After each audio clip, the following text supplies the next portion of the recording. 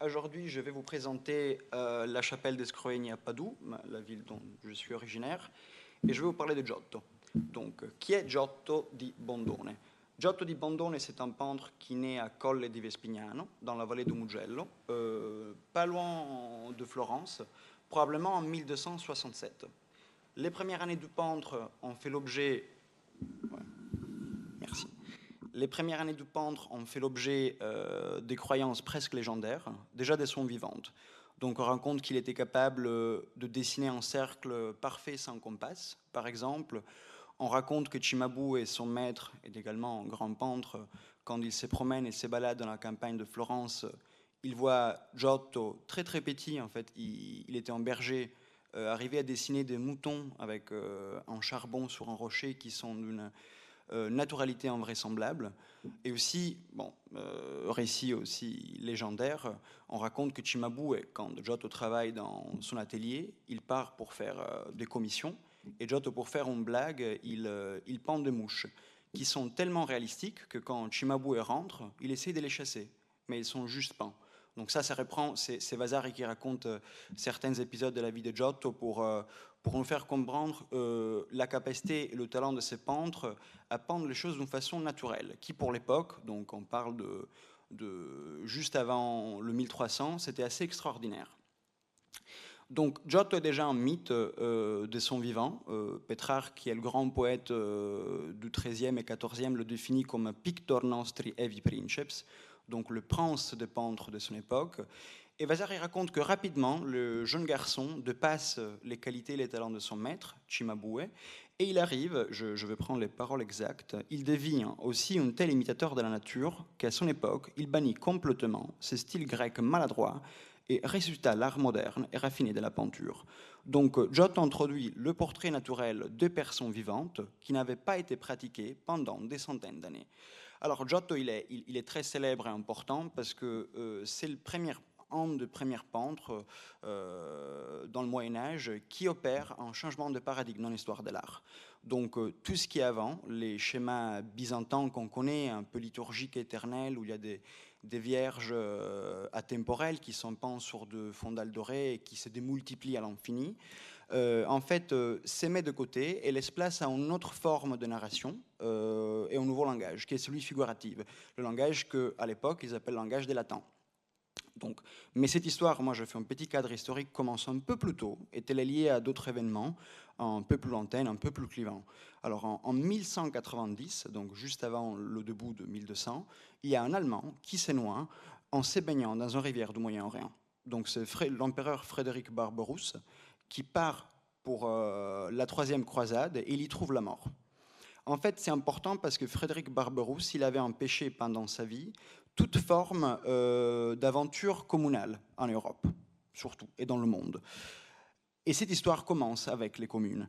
En même temps, en France, il y a Philippe II qui gouverne la France pendant 43 ans et il accentre totalement le pouvoir. Il fait devenir la France un royaume assez moderne. Et à la fois, Pape Innocent III, qui étudie à Paris, il reprend le contrôle de l'aristocratie féodale et des évêques.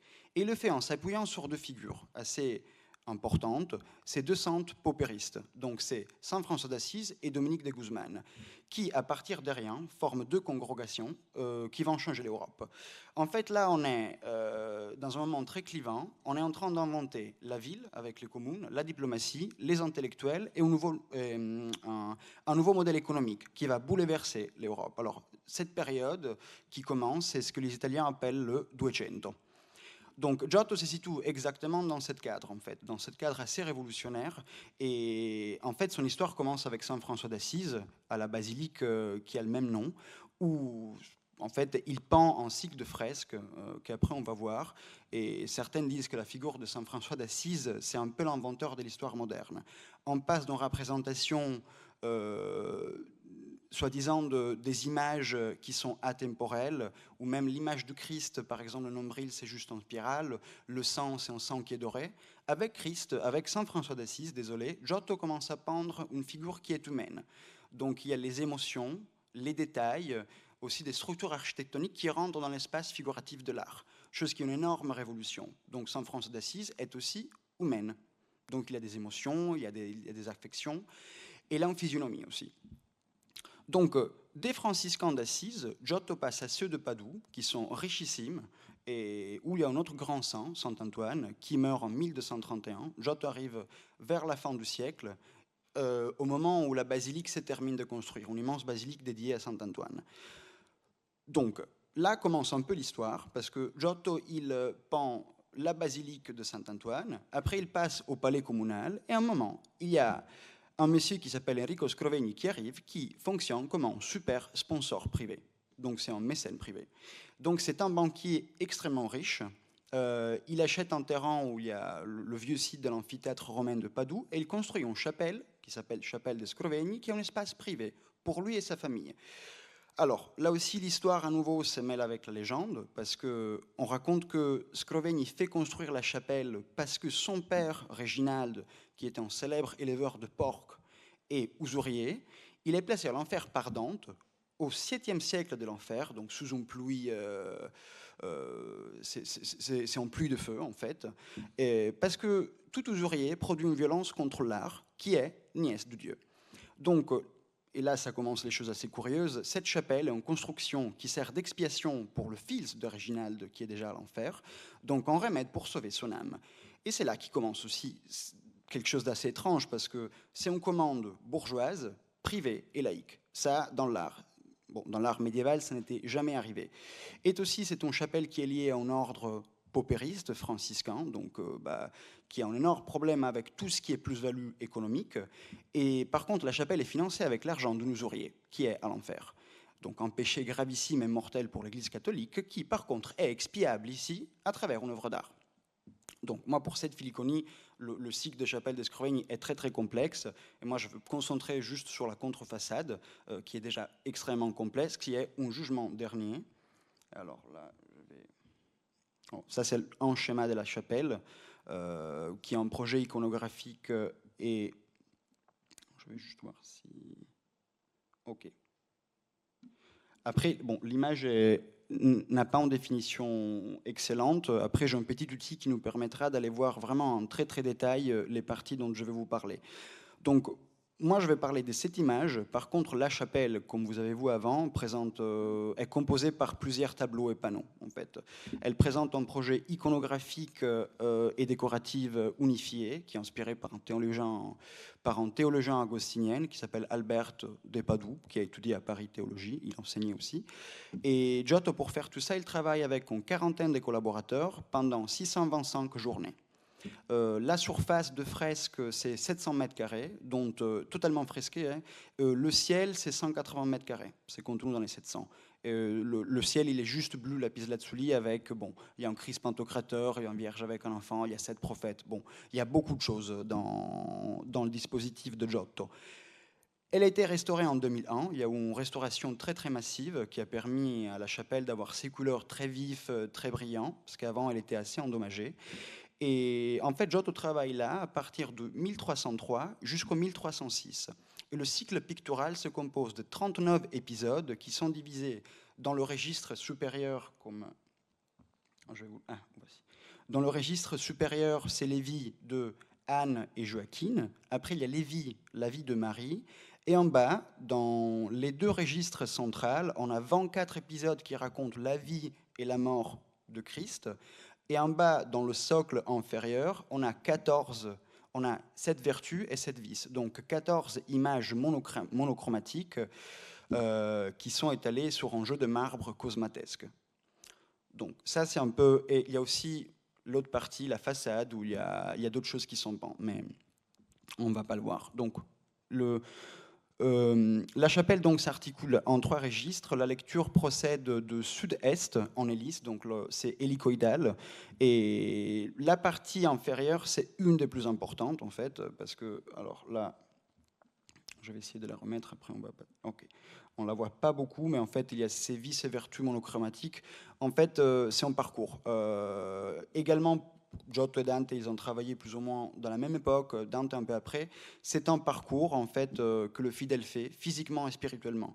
En fait, sur le côté gauche, on a les vertu, qui nous permet d'accéder au paradis terrestre et au paradis. Sur la partie droite, on a les vices, qui nous permet, c'est un peu triste, il nous conduit à l'enfer et à la damnation éternelle. Donc, en fait, quand le fidèle rentre dans la chapelle, il vit les vies de l'histoire, la vie de Marie, d'Anne Joaquine, de Christ, et après, à travers ces systèmes qui contraposent vice et vertu, lui permet d'aller face au jugement dernier, auquel tous nous sommes appelés. Donc, c'est un voyage qui est terrestre et ultra-terrain, donc un voyage qui est double. Le thème principal de la chapelle, c'est le salut, la salvation, en fait. Le dessin philosophique et théologique fonctionne pour ça totalement. Et alors là, je vais prendre mon outil. Il est où? Ah, là. Voici. OK. OK. Donc, ça va me permettre de travailler sur l'image un peu en profondeur. Et en fait, tout ça, ça va se composer à partir, ça c'est l'image, et donc le centre, cette fresque fait 10 mètres en hauteur et 8 mètres, 4 en largeur. Donc le centre de l'image, comme vous voyez, c'est Christ qui est posé dans un mande ou mandorle divine, je pense que ça se dit comme ça. Mais bon, au-delà de tout ça, de base, on peut voir que cette fresque, il est divisée en deux parties. En fait, une partie droite est une partie gauche et une partie supérieure est une partie inférieure. Donc, ça, c'est le centre un peu de toute l'image. Donc, c'est le Christus Iudex, donc le Christ qui juge, donc qui est posé à l'intérieur de cette amande divine. De base, cette typologie d'image, le jugement dernier, c'est une image qui apparaît déjà dans l'histoire de l'art carrément, mais c'est la première fois qui apparaît dans cette plasticité avec ses couleurs, avec ses représentations. De base, c'est une image, celle auquel Giotto s'inspire, elle est à Torcello. C'est une image qui est totalement mosaïcale, donc d'école byzantine sur un fond d'or. Les personnages, ils sont divisés par des segments. Il y a des hiérarchies qui sont très très claires. Giotto, c'est la première fois, il abolit tout ça. Tous ces personnages, ils circulent dans le même espace, dans cette géographie. Et l'image se propose quasiment comme un événement, en fait. Tout se passe au même instant. Avant, il y avait des divisions très précises. Donc, si moi je pars avec cette figure de Christ qui juge, on peut voir qu'il est posé dans cette amande ou mandorle divine, qui nous raconte sa nature double, divine et humaine. Il est entouré par une série d'anges. Ils sont 6 d'un côté et 6 de l'autre, plus 4 qui jouent une trompette. C'est les anges qui appellent, c'est les anges de l'Apocalypse. Et on peut voir, là, désolé, je vais zoomer parfois. Hein. Ici, on peut voir la blessure qu'il a sur une veste qui est rouge. C'est une blessure qui nous renvoie à la passion de Christ et à sa souffrance, et aussi pareil, à sa nature double, humaine et divine. Ça, c'est un autre détail qui est assez intéressant. Dans sa couronne, il y a 3 trous, en fait. C'est les uniques trous papants de cette chapelle. En fait, il devait y avoir des miroirs qui pouvaient refléter l'image sur une image qui lui est posée sur notre façade, que c'est l'image de Dieu, en fait, comme des reflets divins. Et aussi, on peut voir que il y a des stigmates et il y a un fleuve de sang qui part de ses pieds, qu'on va aller voir plus tard. Là, je vais me concentrer sur la première chose assez étrange de ce fresque, sur ces 4 figures que, de base, on pourrait penser que c'est les 4 évangélistes, le tétramorphe, donc Saint Marc, Saint Luc, Saint Jean et Saint Matthieu. Mais ce n'est pas le cas, en fait. Cependant, il s'agit d'autres figures. Et ça, c'est la première chose qui est très étrange, en fait. Donc, la première figure qui est ici, je ne sais pas si... Oui, en fait, qui vous le voyez, devrait être un bœuf pour représenter Saint Luc. En vérité, cette figure, c'est un centaure.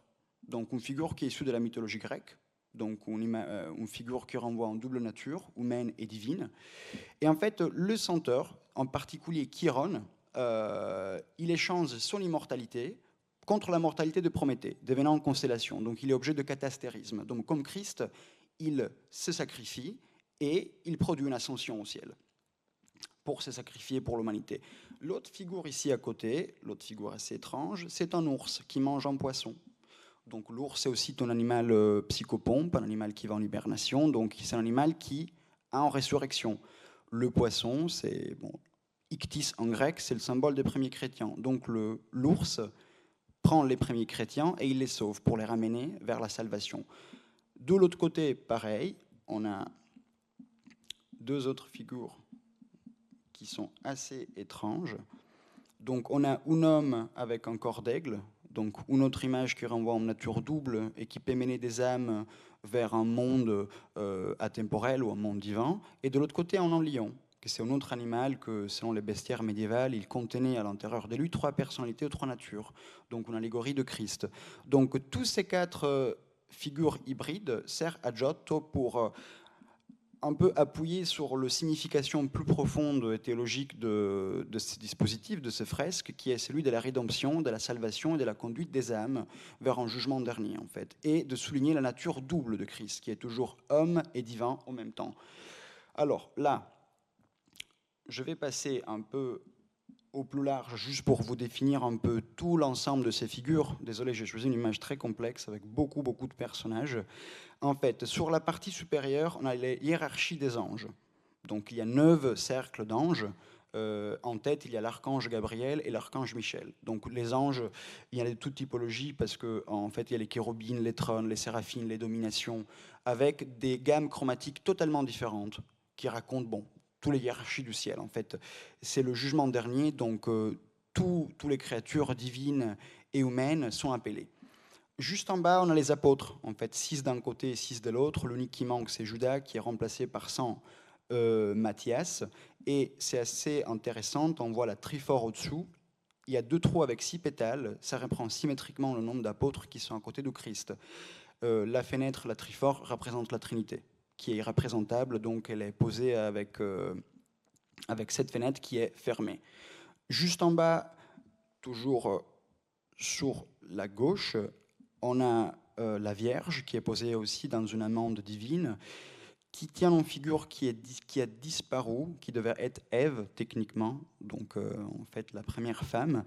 Et derrière elle, en fait, ces 2 fils parallèles qui ascendent vers Christ pour se faire juger aussi. Il y a toute une série de personnages, donc il y a les patriarches, les premiers pères de l'Église, les saints, et beaucoup de personnages. Alors ici, juste, parce que c'est assez important, ici il y a Saint Dominique de Guzman dont j'ai parlé auparavant, et ici il y a Saint François d'Assise. On peut voir les stigmates. Probablement, lui, c'est Saint Stéphane, le proto-martyr, parce qu'il a la tête blessée. Et ça, c'est le premier soldat romain qui s'est converti au christianisme. Moi, je me concentre juste sur en détail, parce que Giotto, la chose curieuse de Giotto, c'est aussi qu'il peint les personnes qui font partie du quotidien. Donc, il y a pas que des figures comme dans la peinture byzantine qui appartient aux sphères supérieures, en fait. Et Giotto fait rentrer dans l'art le quotidien. Donc, dans ces cas-là, il y a des gens qui font partie, il y a des bourgeois, il y a des commerçants. Tous, en fait, ils sont appelés au jugement dernier. Et la figure avec ce petit bonnet jaune, c'est Giotto. Donc, c'est probablement un autoportrait de Giotto. Et la figure qui est derrière lui, c'est Dante. Parce qu'en fait, sa tête, il y a un courant d'or, donc la couronne des poètes. Donc, de là, ça c'est une partie de la résurrection, donc on peut voir des corps, des gens qui... La terre s'effrite et il y a des gens qui sortent, des hommes, des femmes qui sortent des cercueils.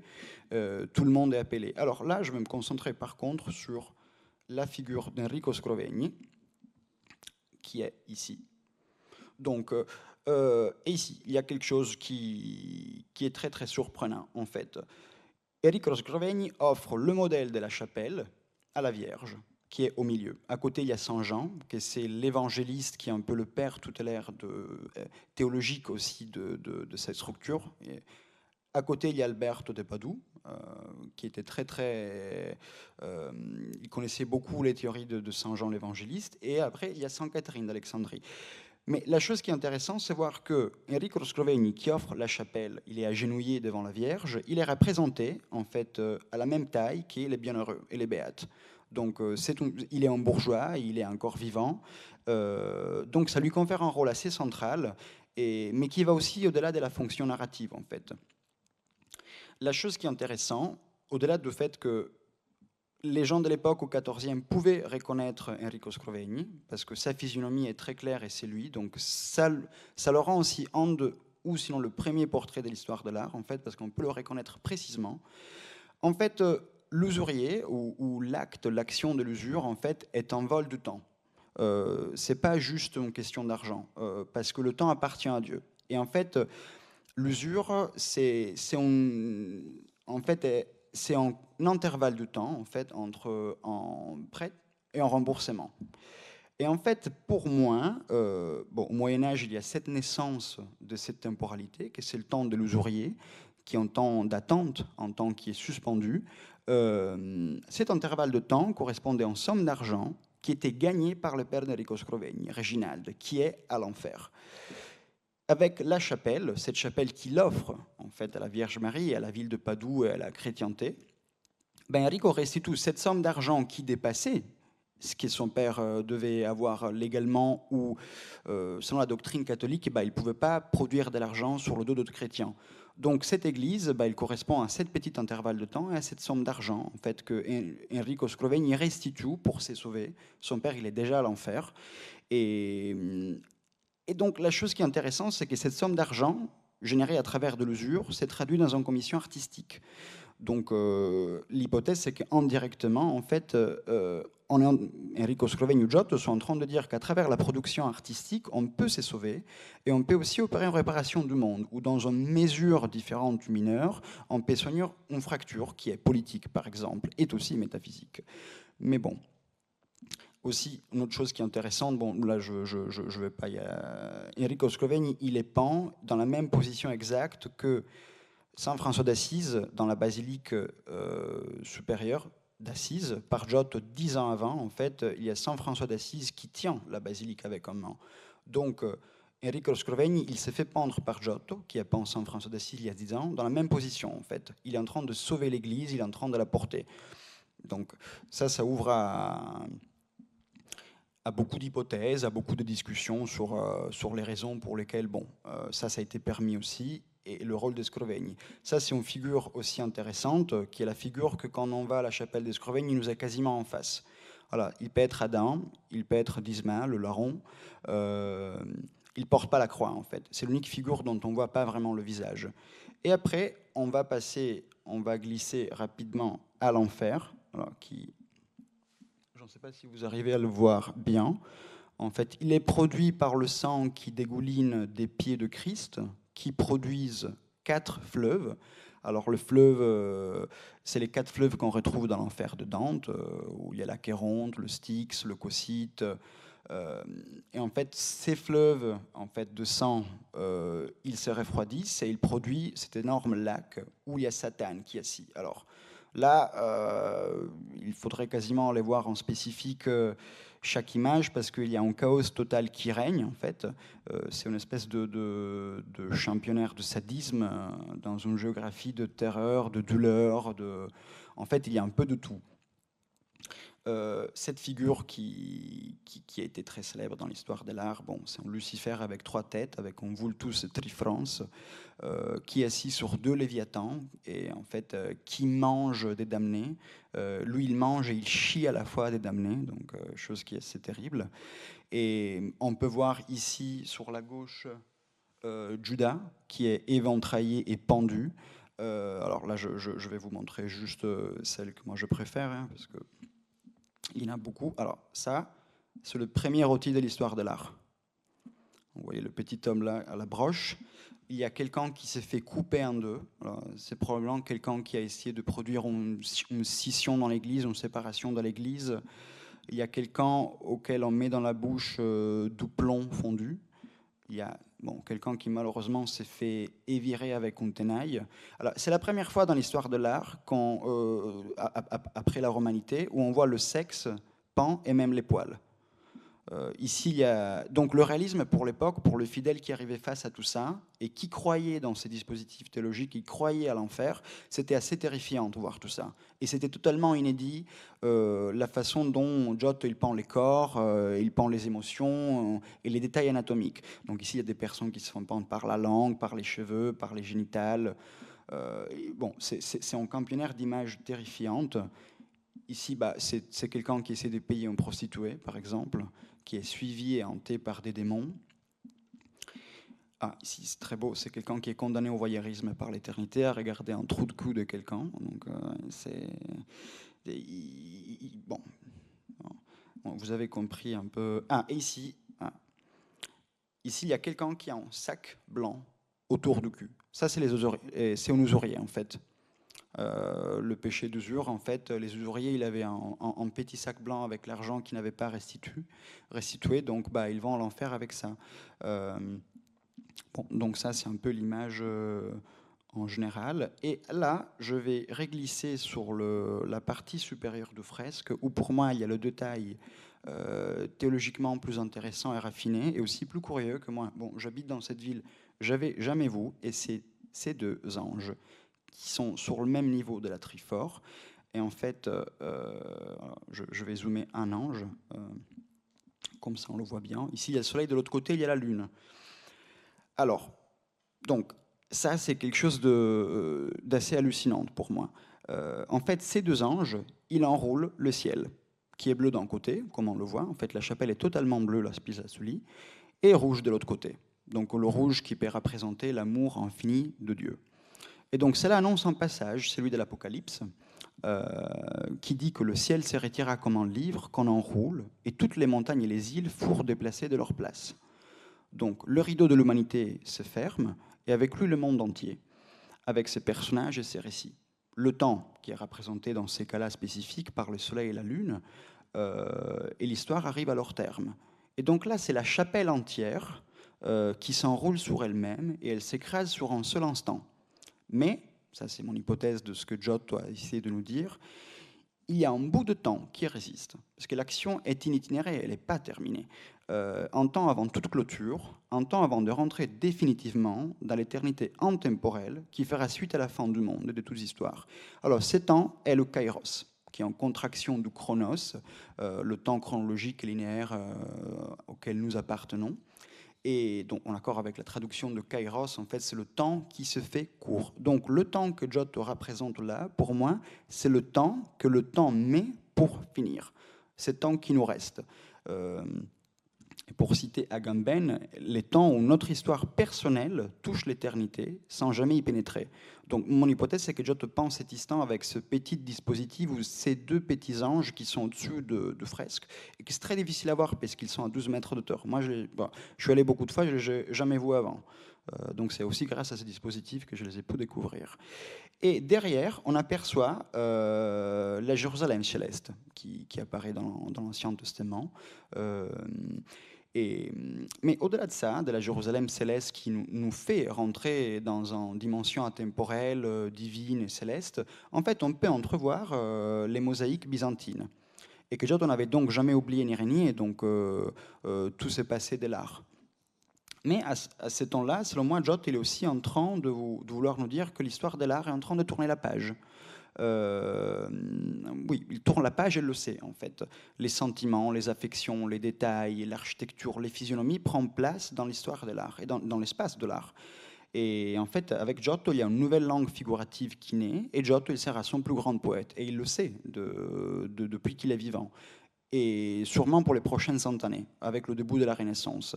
Tous les autres qui suivent dans ces 100 ans, c'est que des épigones. Bon, je termine le même année que Giotto finit la chapelle d'Escrovegno en 1306, à Anagni, à côté de Rome. Le rêve du césaropapisme s'effondre parce que Boniface VIII prend une claque par les Français et par Charles Colonne, l'autre famille rivale à Rome, et il meurt. Quelques années plus tard, la papauté se déplace à Avignon, donc ça crée un choc immense dans l'Europe et dans l'Occident. Et le pape Clément V, il sera en France. Donc l'histoire a tourné définitivement la page et le IIIe siècle s'achève. Dante, à partir de 1308, ou même 6, il commence à écrire son épopée, la Divine Comédie, et Pétrarque devient le premier intellectuel de l'Europe qui commence à se balader un peu partout. Et comme ça se termine le Duecento, dont je vous ai parlé au début.